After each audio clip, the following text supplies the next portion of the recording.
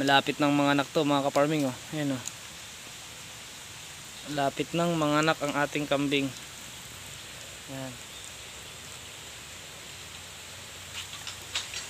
Malapit na po siyang mga anak mga ka-farming. Si Tagpi. Yan, sa mga old viewers ko alam niyo yan si Tagpi. Malapit na pong mga anak si Tagpi. Tagpi. Yan oh. Kita niyo yung tiyan niya oh. Pati yun, malapit na rin mga anak yun. Halos sabayan sila. Yun, sabayan silang mga anak. Kaya lang ito, mas malaki yung dede nito. Yan si Tagpi. Malapit na pong mga anak ang ating kambing. Update sa kambing natin na malapit ng mga anak na si Tagpi. Yan. Umagang umaga pa lang. Ito yung karugtong ng aking video kanina. Na kung saan nagbigay ako ng ipil-ipil at saka Madre Cacao. Yan, ito po yung karugtong nito mga ka-farming. Diba? Ito na po ang update kay Tagpi na malapit na pong mga anak. Ito. Si Tagpi ay malapit na pong mga anak mga ka-farming. Isa po siya sa mga hinahangaan kong kambing. At yung may-ari ng farm na to na nabilhan dito, oh. Ayan oh. Kanino kayang farm to? Yun ang ganda. Baka gusto nyong kontakin. Ayan o. Baka gusto nyong kontakin tong number na to. Umorder kayo ng kambing. Maganda ang kambing niya mga ka-farming oh. Ito. Isa sa mga patunay. Ito nabili ko to sa kuan. Ay nabili. Inaalaga sa akin. Ayan. Diba? Ang ganda. Kasi kung bibilhin ko to, mahal to mga ka-farming. Mahal to.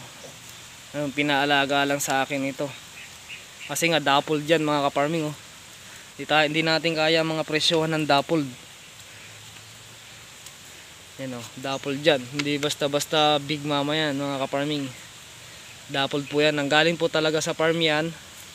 At talagang maganda talaga ang lahi ng kambing na to. So umagang umaga no, wala pa siyang nakain pero malaki na yung tiyan niya. Kasi nga po buntis na, malapit na pong mga anak. At ito yung kambing natin iba. Natatakot na siya natatakot na siya na lumapit sa mga kasama niya eh. Kasi nga baka suwagin na siya, so bubukod natin to sa mga susunod na araw. At ito ipapakita ko sa inyo umagang umaga. Ito yung anak niya, sinasabi ko sa inyo. Dalawa yung anak nito eh, kaya lang yung isa yan yung nanay nito. Yan ang anak niya. So mas matanda pa ito ng 1 buwan dito. Bata pa yun, pero tingnan nyo, napaka quality. Diba? Ito naman upgraded to, upgraded boang. Ito naman Anglo Nubian. So buntis na rin ito mga ka-farming. Buntis na rin yung kambing natin na to. Gusto nila ang ipil-ipil. At yan naman ay ano lang nila, merienda lang nila. Papakain pa rin tayo mamaya. Pagkatapos ko mag-vlog, magpapakain pa rin tayo para meron silang talaga damo nakakainin. Ayan oh.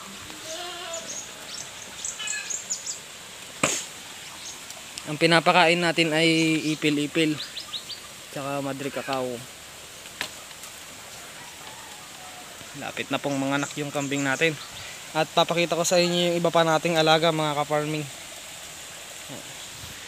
bago tayo magpakain. Yan yung ating kambing na malapit na pong mga anak mga ka-farming. Kaya abang-abangan nyo mga ka-farming si Tagpi. Ayan, si Tagpi. At yun yung mga kambing natin. At shout out nga pala sa aking magaling na estante oh. Diba? Baka may gustong mag-sponsor dyan mga ka-farming. Sponsoran nyo na ako. Ano, parang awa nyo na. Nagmamakaawa talaga na. Ayan, wala eh. Wala tayong pambili. Wala pa tayong pambili mga ka-farming. Ayan. Baka may gustong mag-sponsor dyan. Sponsoran nyo na ako ng estante. Ayan po yung ating kambing mga ka-farming. At ipapakita ko po sa inyo. Hoy! Umakyat na. Umakyat na yung kambing natin sa taas. May nag-ala Spider-Man na naman itong kambing natin. Hoy! Sabagay umakyat talaga. Tingnan nyo, oh. Nagmala Spider-Man na. At pupuntahan po natin yung ating kambing dito sa taas, mga kaparming. At yan nga pala, mga kaparming, hindi doon sa first vlog ko nasabi ko, ipapakita ko sa inyo yung organic na nilalagay natin dito kung bakit napakaganda. Yan, oh. Mga talbos ng kamote natin, ang gaganda. Kasi nga sa organic na binibigay natin, mga kaparming. Yan. Ito po yun, mga kaparming. Tayo po ng kambing. Yan lang po. Yan lang po ang organic na binigay natin na abono. Organic po yan. At saka nagtanim din po tayo ng mga rambutan, mga kaparming. Ayun, rambutan po yan. Ito pa po, rambutan pa po to. Ayan, malaki na po yung rambutan po natin dito. Ayan, nagtanim po tayo dito sa gilid ng bahay, yung pinapagawa po natin. Kasi dito lang yung magandang space, kasi nga hindi siya nasisilungan. Yan po yung rambutan po natin. At ito pa po. Ayan, rambutan pa po natin yan. Ito pa po. Ito pa. So marami sila, at kung yung alin yung maganda lang, yun ang bubuhayin talaga natin.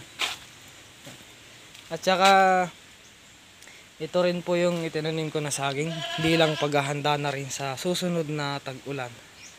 Ayan.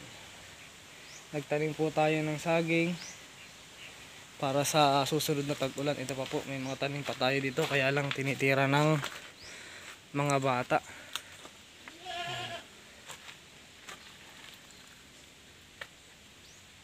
Para po yan ngayon sa tag-ulan, mga kaparming. At ito po yung tinanim ko last year, so napapakinabangan ko na po sila. Ayan, napapakinabangan ko na po yung mga puno na yan. Pinagkukuhanan ko na rin po ng mga dahon. Tulad ng aking sinabi sa inyo, magtanim po kayo ng dahon, ay ng puno ng saging, kasi maganda. May vlog ako na kung saan i-demo ko kung paano ipakain yung puno ng saging, mga kaparming. Kung gusto nyo, panoorin nyo po yan. At ito po yung area ko dito sa taas. Yan.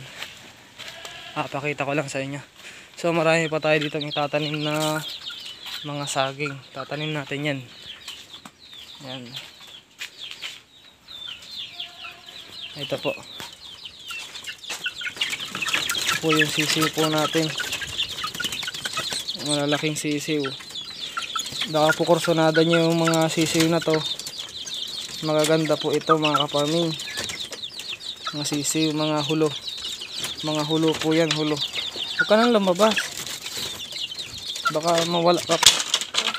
Yan po yung ating mga sisiw.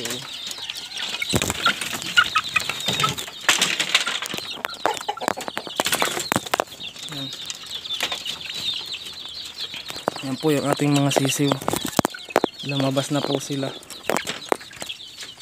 Yan po, lumabas na po sila.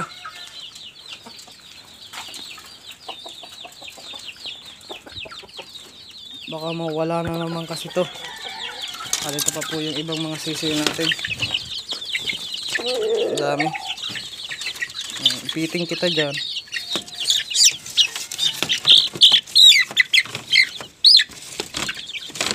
Hindi ko po talaga sila papakawalan kasi nga nawawala sila, pupunta sa kabila. Ayan po, hindi pa po natin sila, ay pinakain na po natin pala sila kanina. Yan yung mga reject, mga pangkatay yan, pangkatay. At ito yung kambing natin na payatot pero buntis. Salamat siya, buntis siya. Dahil kung hindi, kakatayin na natin siya. Chok lang. Yan. Ito yung mga dinamo natin. Yan, kumuha tayo ng damo.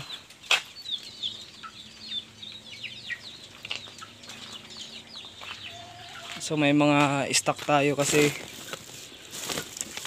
mahirap pagka wala tayong stock. Yan po. Stock natin na damo. Yan. Ito yung damo pa ng stock, papakain natin yung isa. Maya maya papakain natin. Susubukan natin pakawalan tong mga manok natin. Kung mawawala ba sila o hindi. Sige. Yan mga ka-farming.